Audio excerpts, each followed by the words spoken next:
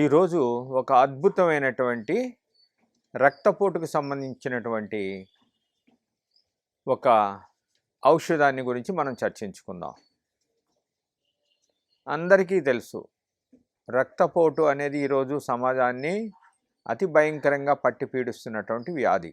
ఈ రక్తపోటుకి మూలాలు ఏంటి అనేది మనం ఆలోచించకుండా అసలు రక్తపోటుకి ఏ విధమైన ఔషధాలు ఉన్నాయి, అల్లోపతి వైద్యానికంటే రక్తపోటుకి ఆయుర్వేద వైద్యంలోని సిద్ధ వైద్యంలోని ఏ విధమైన మూలికలు వాడతారు అనే దాని గురించి మనం చర్చించుకుందాం.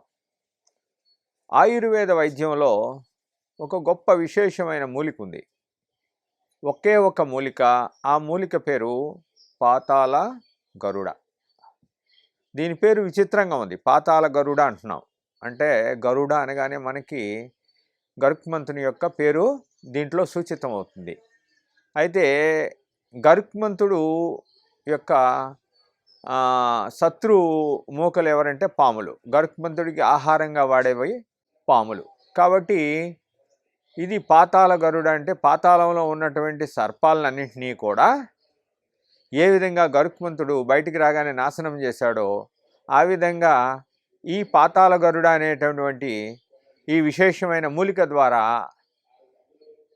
మనం శరీరంలో ఉన్నటువంటి రక్తపోటును తగ్గించుకోవడానికి ఉపయోగపడుతుంది.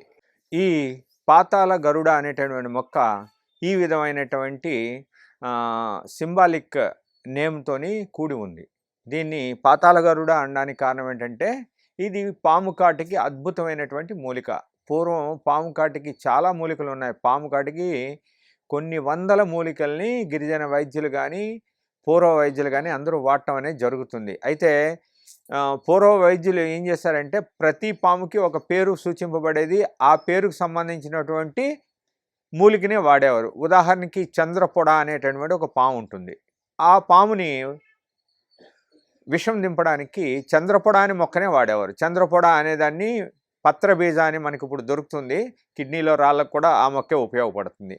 ఆ చంద్రపొడ అనేటటువంటి ఆ యొక్క మూలికను వాడడం ద్వారా చంద్రపొడ పాము కరిస్తే విషాన్ని దింపేవారు. ఈ విధంగా అనేకమైనటువంటి పాములకి ప్రతిదానికి ఒక పేరు ఉండేది. దానికి సంబంధించినటువంటి మొక్కలు అంత చక్కగా వివరింపబడ్డాయి. ఇదంతా కూడా మనకి మన వేదాల్లో నుంచి, అదేవిధంగా ద్రవిడ సంప్రదాయం అయినటువంటి పురాతనమైన ద్రవిడ సంప్రదాయం నుంచి ఇవన్నీ వచ్చాయి. కాబట్టి మన సౌత్ ఇండియాలో ముఖ్యంగా ఆంధ్రప్రదేశ్, తమిళనాడు మొదలైన ప్రదేశాల్లో మనం వాడేటటువంటి ప్రతి మూలికకి కూడా చాలా విశేషమైనటువంటి బ్యాక్గ్రౌండ్ రూట్ అంటే ఒక సంస్కృతి పరంపర అనేది ఉంటుంది. కాబట్టి ఈ మూలికలతోని చాలా జాగ్రత్తగా కీన్గా మనం అబ్జర్వ్ చేసినటువంటి విషయాలు ఏమంటే పాతాళ గరుడ అనేది పాము కాటికి అద్భుతంగా ఉపయోగింపబడుతుంది.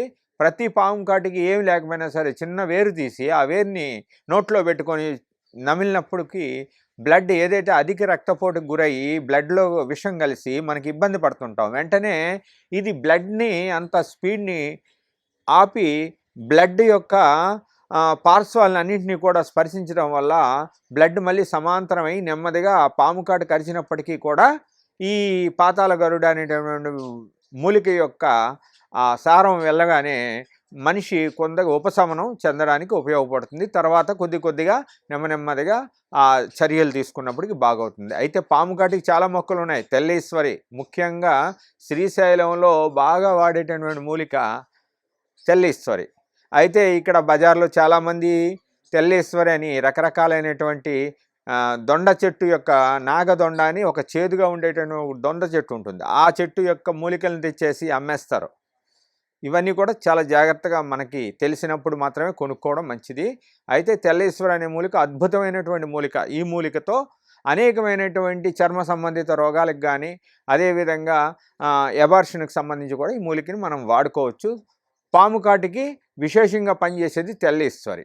ఖచ్చితంగా తెల్లేశ్వరి పనిచేస్తుంది. తెల్లేశ్వరి ఎంత అద్భుతంగా పనిచేస్తుందో పాతాళ గరుడ అనేటటువంటి మొక్క పనిచేస్తుంది. దీన్ని కొన్ని ప్రాంతాల్లో పాతాళ గిరడ అని, పాతాళ కుమ్మిడి అని ఒక మన ద్రావిడ భాషలో ఇంకా 23 ద్రావిడ భాషలు ఉన్నాయి. 23 ద్రావిడ భాషల్లోని ఒక 15 ద్రావిడ భాషలు అరకు ప్రాంతంలో మాట్లాడే ప్రజలు రకరకాలుగా మాట్లాడతారు. కొటియా అని, అదేవిధంగా బగతలు, కొండదొరలు, కోయదొరలు రకరకాలైనటువంటి పేర్లతో వారి వారి భాషావాచకాలతో ఈ పాతాళ గరుడిని వాడుకుంటారు. ఇది పాము కాటికి వదిలిపెడితే రెండో పార్శ్వంలో ఇది ఎంత అద్భుతంగా పనిచేస్తుంది అంటే రక్తపోటుకి దీన్ని మించినటువంటి మూలిక లేదు. ఈ మూలిక పెంచడం చాలా కష్టతరంతో కూడుకున్న మూలిక. ఎందుకంటే ఇది అంత తొందరగా పెరగదు. వేర్లే దీన్ని ఎక్కువ శాతం వేర్లనే వాడతారు. దీన్ని ఇంగ్లీష్లో రావుల్ఫియా సర్పంటైనా అని బ్రిటిష్ వాళ్ళు దీన్ని గుర్తించి దీంతో ఔషధాలు తయారు చేసి పాము కాటికి ప్రత్యేకించి దీన్ని వాడేవారు. పాము కాటు కరిచిన వాళ్ళకి రావుల్ఫియా సర్పంటైనా అనేది ఆ రోజుల్లోని మొన్నటి వరకు కూడా దీన్ని మనిషి విషాన్ని దింపడానికి వాడేవారు. అయితే ఇది ఈ రోజున మనం ముఖ్యంగా హై బీపీ ఉండే వాళ్ళకి రావుల్ఫియా సర్పంటైనాతో చేసినటువంటి సర్పగంధ మాత్రలు బజార్లో దొరుకుతాయి. ఎక్కడైనా సరే సర్పగంధ మాత్రలు అంటే ఇస్తారు. ఈ సర్పగంధ మాత్రలు అద్భుతంగా పనిచేస్తాయి. ఎవరైనా సరే హై బీపీతో ఫీల్ అయ్యే వాళ్ళు జాగ్రత్తగా దీన్ని వాడుకోవాలి. మీరు ఇంగ్లీష్ మాత్రలు వాడుతున్నాం కదా, ఇవి వాడితే ఏమైనా ప్రమాదం అనేటటువంటి మీ మనస్సులో కలుగుతుంది ఆలోచన. అటువంటి ఆలోచనలు ఏమి అవసరం లేదు. బీపీ మాత్రని ఉదయం పూట ఇంగ్లీష్ మాత్రలు వేసుకొని రాత్రిపూట పడుకునే ముందు దీన్ని ఒకటి వేసుకోవడం వల్ల మీ హై బీపీ తగ్గి కిడ్నీలు పోతాయి అనేటటువంటి బాధ నుంచి, కిడ్నీలు పోయే ప్రమాదం నుంచి మీరు చక్కగా తప్పించుకోవచ్చు. ఎందుకంటే ఈ విధమైన ఔషధ గుణం కలిగినటువంటి మూలిక ఈరోజు రేపు లభ్యత కూడా తగ్గింది. ఎండేంజర్డ్ లిస్ట్లో పడింది ఈ మొక్క. అంటే రెడ్ లిస్టెడ్ ప్లాంట్స్లోని ఎండేంజర్డ్ అంటే నశించిపోతున్న జాతుల్లోని పాతాళ గరుడ అనేటువంటి సర్పగంధ మొక్క పోయింది. అందుకని దీనికి ప్రత్యామ్నాయంగా రావుల్ఫియా టెట్రఫిల్లా అని ఇంకో మొక్క ఉంది. అది పాలు వస్తాయి, దానికి ఎర్రగా కాయలు పూస్తాయి. దీని స్వరూపం వేరుగా ఉంటుంది, దాని స్వరూపం వేరుగా ఉంటుంది.